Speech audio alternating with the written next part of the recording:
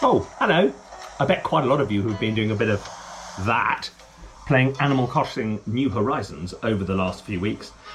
What I thought we'd do today is to look at Kazumi Totaka's wonderful, wonderful theme, main theme for New Horizons, and deconstruct it and try and work out the way in which he might have put it together. There's any number of ways he might have done it, but just from a composer's point of view, look at this piece of music. And then to take the main motif, dum dum dum dum dum dum, etc., and put it in places it was never meant to go. We're going to put it in a horror context. We're going to put it in a superhero context, and we're going to make it sad, not kind of this happy. Anyway, that's what I'm planning to do. Are you up for that? Great. Okay, let's look at the basic little tune. Now, I'm still slightly working this out, so bear with me, but basically the tune is...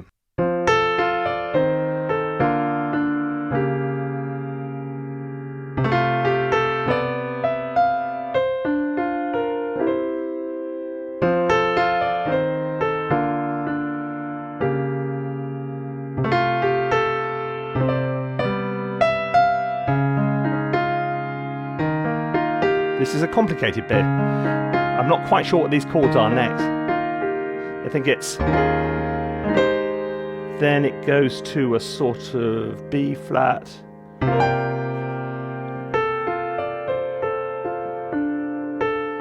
It's very jazzy. It's very jazzy. There's lots of big extended chords. So he's a guitarist. So, and a classical guitarist, because there's only one thing I could see of him on YouTube, which is astonishing for a bloke of his kind of profile. But anyway, and he's playing effectively the last theme, but in a very classical state. So I suspect that he probably would have started with a chord progression for a number of reasons.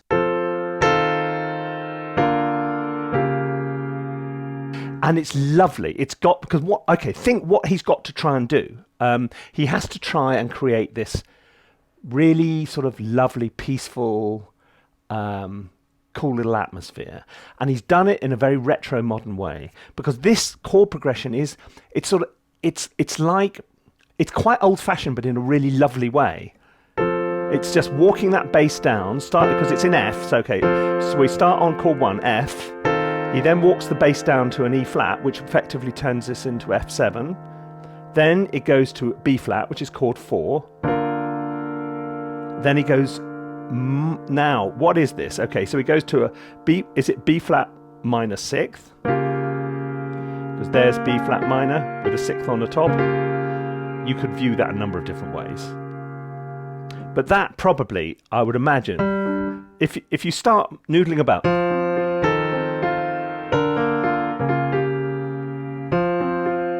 okay, that's nice. You can imagine him thinking to himself. I think it's unlikely he would have started with that motif, although the motif may be something separate, which then just go... But I think probably... The other thing is...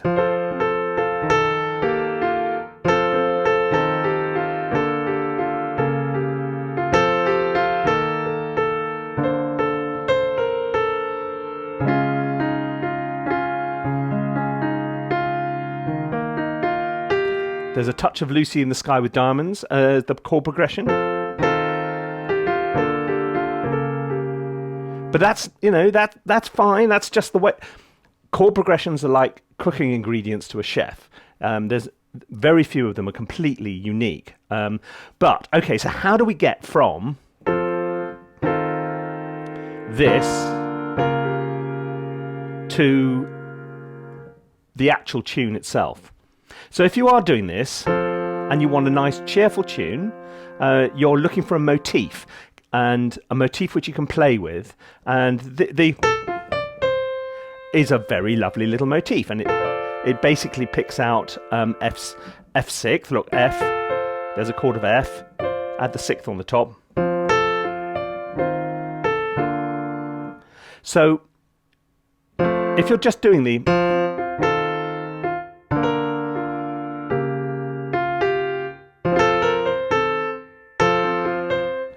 So there are any number of little tunes you could put on the top.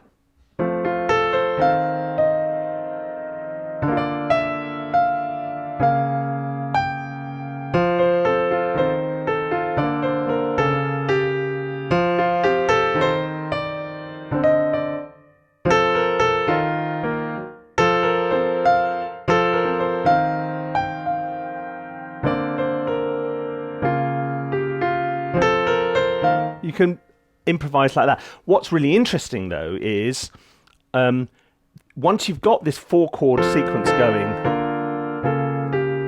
why do you break out of it? Because a lot of people would just keep that 4-chord sequence going. But he doesn't. He goes...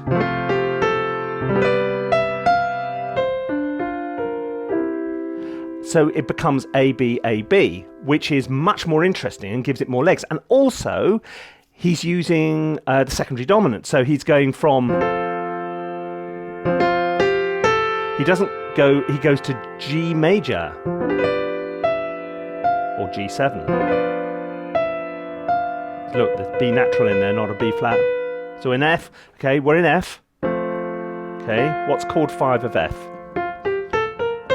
C. A secondary dominant is the chord 5 of chord 5. It's the grandchild. So if that's chord 1, and chord 1 had a son or daughter, chord 5, and the son or daughter had a son or daughter, it's the grandchild. That takes you to G major. So there's chord 1, there's chord 5, there's chord 5 of 5. So it's 5 of 5 is a secondary dominant. So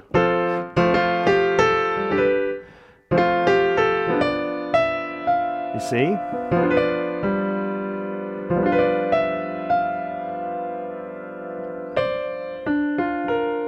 Then back to C, and then one of the more interesting things in this, but why I like that in particular is because that secondary dominant again has this slightly nostalgic feel. It's something which used to be used in songs quite a long time ago, a lot, and isn't quite so much anymore because we're now stuck in this sort of 4-chord loop thing. So again, it gives us this slightly nostalgic feel, but you got to think that it's all very well picking this out on the piano, but it's arranged in a really lovely way too, because it's got that ukulele, it's got that trumpet, it's got that upright bass, then you've got some tambourine, and you've got, what else is in there? Some conga, and then there's some accordion, electric piano, nylon string guitar, and it's all real, it's all live, no question. So it's got that kind of intimate freshness about it that gives it that kind of really charming and modern feel, because that ukulele plus the trumpet and the bass is a lovely combination, and this, it's like cooking. This is the ingredients coming together. But there's more to this, because he's got this A and this B thing going on, which works really well. So it's more than just a cycle of 4 chords, because remember, in a game, people are going to listen to this kind of stuff for quite a long time. So if you want it just to sit there quietly under little people wandering about, you need it to be able to last for quite a long period of time without getting tired of it. So he's got lots of ideas going on here, because then after the second time through,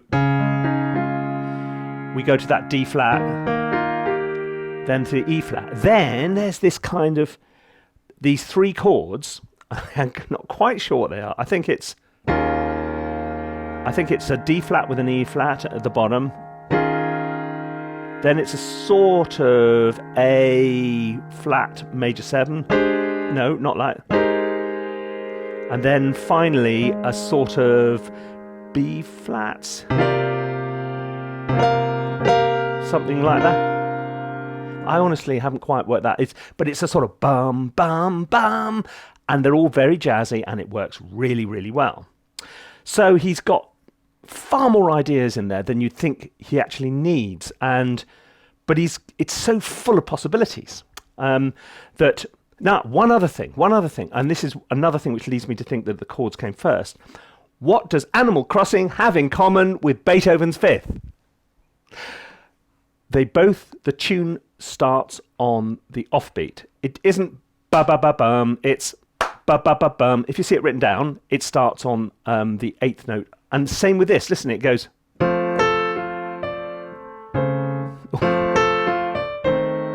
It doesn't go. It goes the same way that Beethoven's Fifth goes. Beethoven meets Animal Crossing. Okay. It's really, it reminds me a little bit, and when I say reminds me, it's not remotely derivative. It's just, when I say reminds me a bit of that sort of Toy Story feel that you get from a Randy Newman song. You can imagine that in Toy Story. So it's got this kind of Michael Giacchino, Randy Newman thing.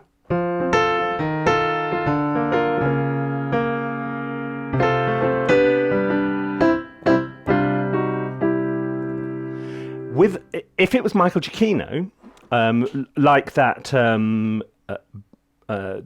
wonderful sequence, Married Life in Up, where he's able to take what is a really sort of nostalgic, warm, happy tune and make it really sad. So if we can imagine Isabel in Nook's office or whatever, she's dead. Oh.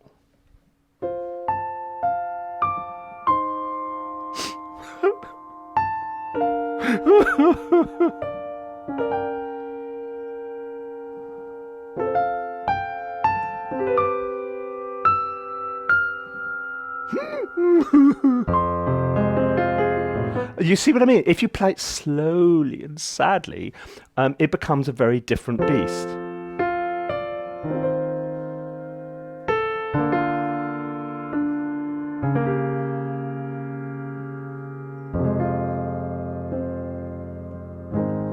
So what I thought we'd do now is take that and see if we can't make it do something very different.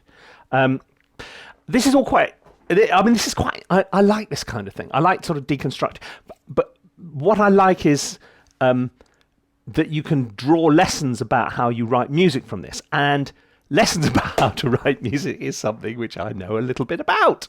How to Write Music is my online course that takes you through every step of the process.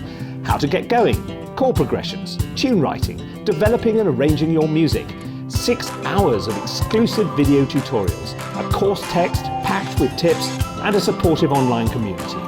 Get more out of your music and sign up today.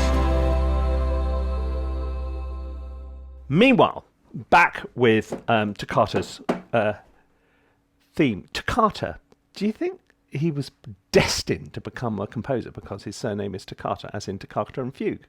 Maybe his best friend's called Fugue. Hello, toccata, hello, fugue. No. Sorry, that's a Bach joke. Right, moving on. I did rather rashly promise you superhero, didn't I?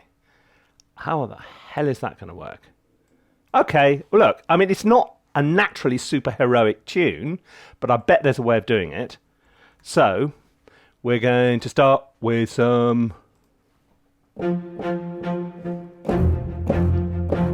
Well, it's going to be very... Let's up the tempo here.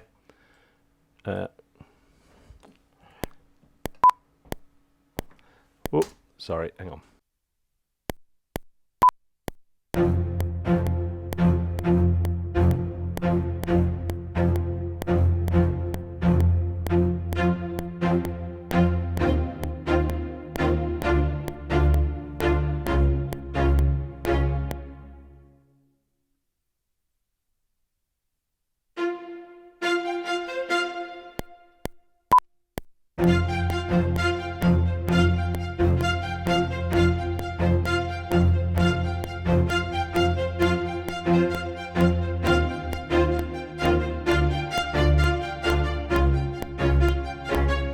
Okay, that's sort of like the bedding plant, so to speak. Okay,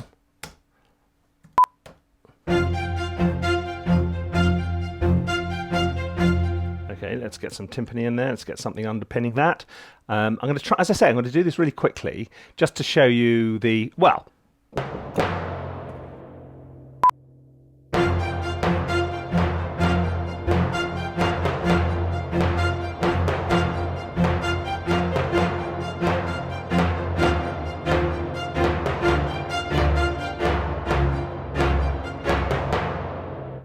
okay.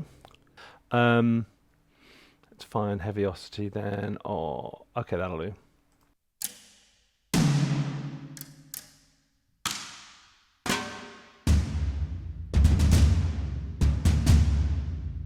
Okay.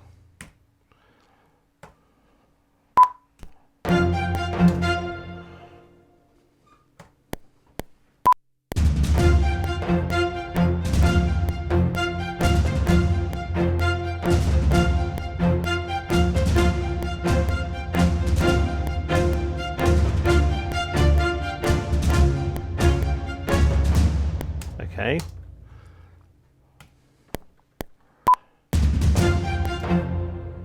Okay, now let's go with some French horns on the top, because you can't have a superhero without a French horn.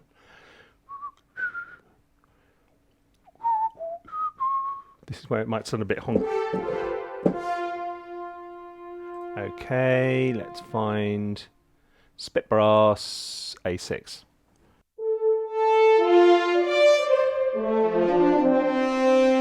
Okay, let's find, we don't want this, I want the short to start with.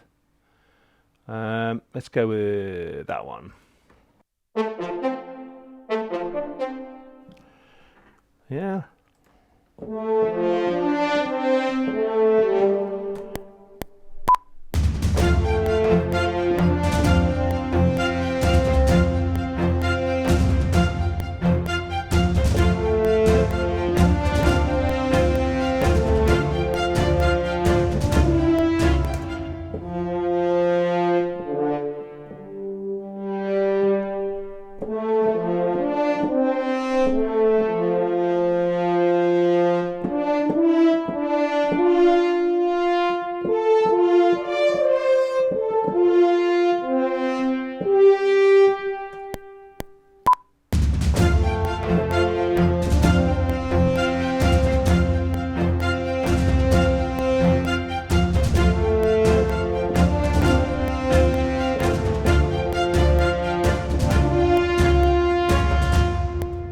Okay, and some trumpet. Trumpet. What have I got? TRP. I'm going to bring it in. Where am I going to bring it in? TRP A6.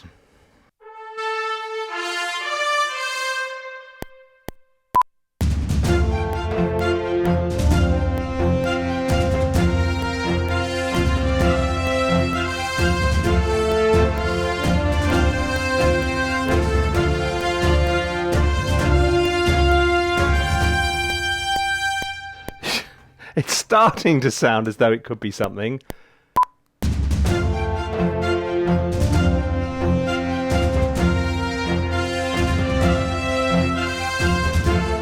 Let's get some trombones going in here. A2 and a sustain. I want a sustained A2. Bass trombone, I'll go with that. I'm not for...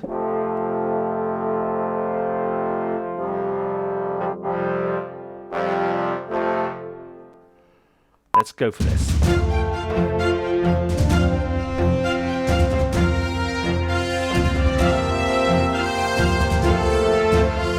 Nice idea, wrong timing.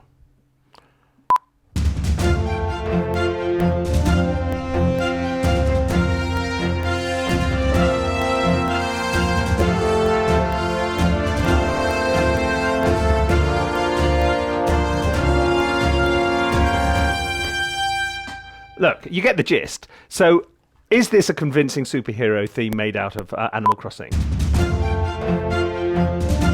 And so, I will cross this island. I will vault over this river. I will collect apples.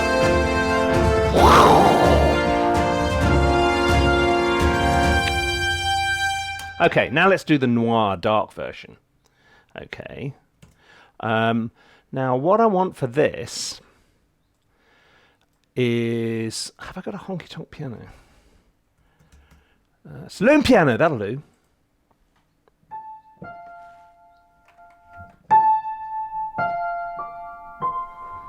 Okay, that'll do. I'm going to turn off the click. I want you to imagine the island. It's like, this is like the upside down. Just like Stranger Things is upside down, we're going to do this with Animal Crossing.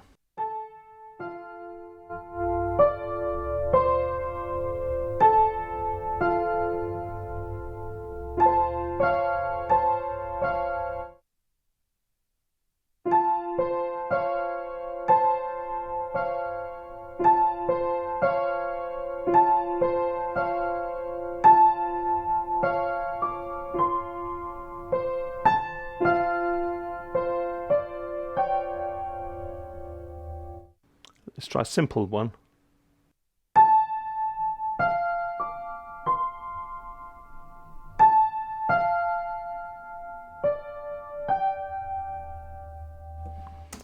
Nearly. What am I going to do with it?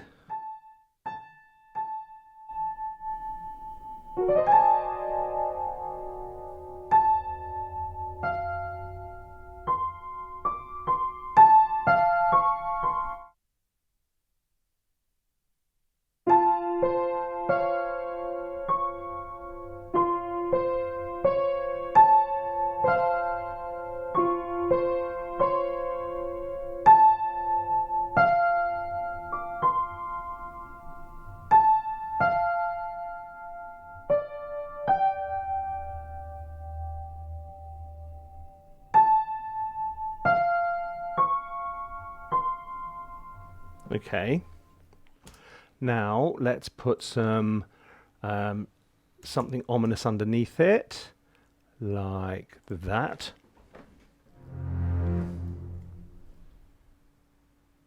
What? Oh, gone quiet again. Hang on. Okay, I'm going to need to put a little bit of controller in here. So let's go into here. Let's. What are we doing? I'm going to draw in some CC7, turn the volume up.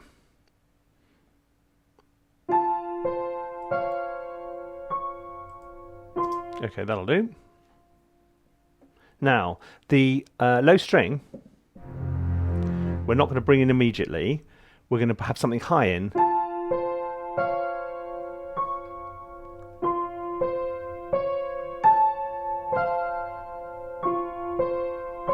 Now.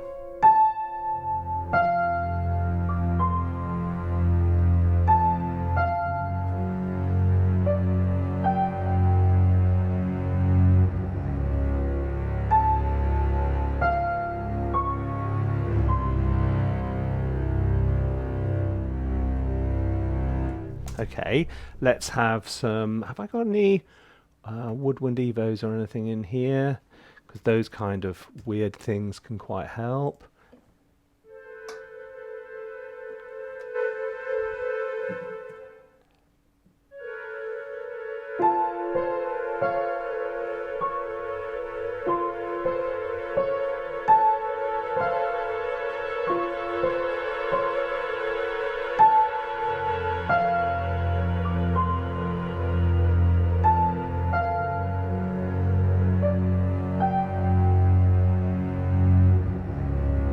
Okay, and I'm going to bounce this out because I want to let's render it in place.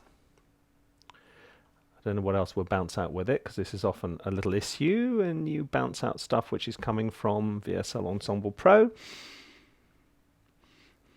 But what we're saying here is actually what accompanies the tune sometimes says more about the tune than the tune itself. So if you take away those happy jazzy chords and, oh my lord, look at all that, you can quite easily turn it into something very different. Okay. Right, there we go. Salon piano. Now we're going to add some reverb and delay and things to this, I think.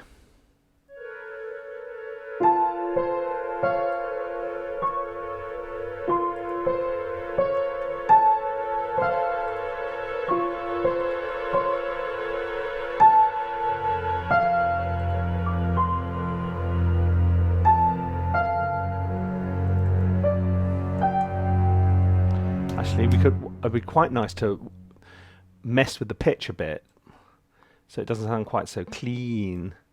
Okay, I'm going to put it down the bottom so I can find the thing. I can't find it anywhere. Where's it gone? Come back! Where are you, piano? Piano? Alright. Is it that one?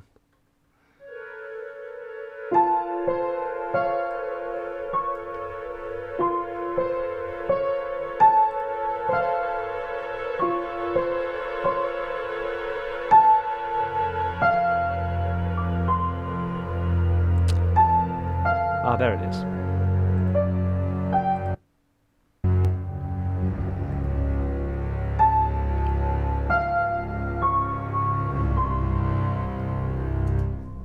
wonder if there's something I can... Okay, look, let me just show you my window. Here we go. I'm just wondering if there's something I can add with subtle pitch event.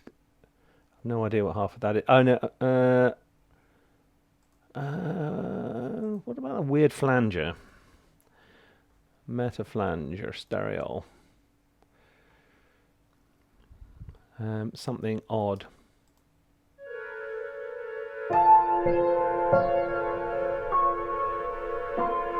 Creeping ambient.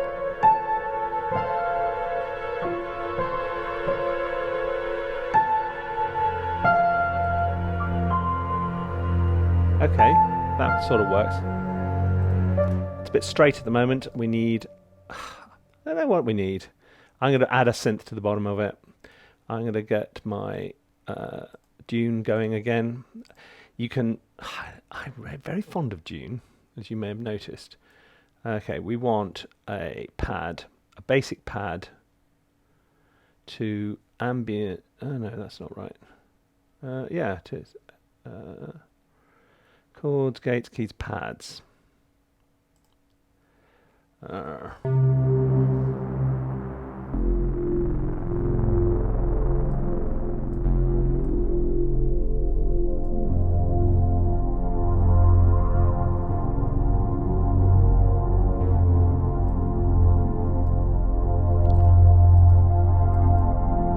Adjust the attack.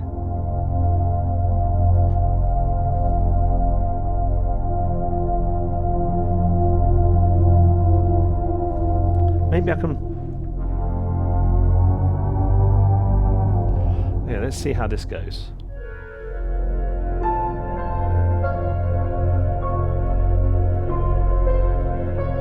Yeah, just subtle pitch bend.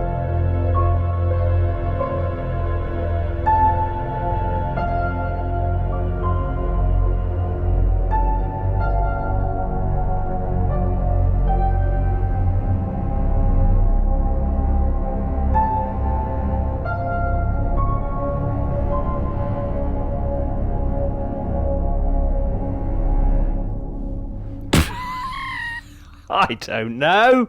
Look, I'm not at all sure.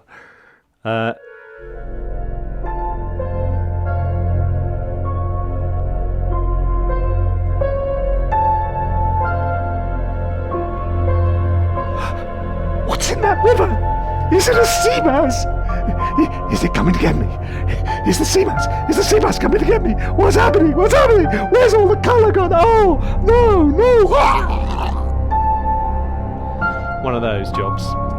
Yeah, you may well have on your glasses of doubt. Okay. Okay, look, I think... So we've done superhero. We've done sort of... I did a brief bit of sad. And we've now done slightly kind of dark noir. What it goes to show is a really powerful tune, a really good motif. You can sort of bend and pull and shape any old way you want. Even if it is ostensibly the happiest thing you can imagine and the most subtle and understated, it can still step up and turn it into superhero or horror or anything else. Look, I think I'm going to call it a day there. I hope you've enjoyed this. If you have, remember to subscribe, push the little bell for the notification things, because then when we do live things and all that, you'll get notified, and that will be super duper, won't it? Yes, it will. And I will be back very soon with more stuff. If this is a kind of this sort of deconstructing thing you quite like, then we'll have another go at another one. Let me know in the comments underneath anyway. So for now, from me, thanks very much. Bye-bye.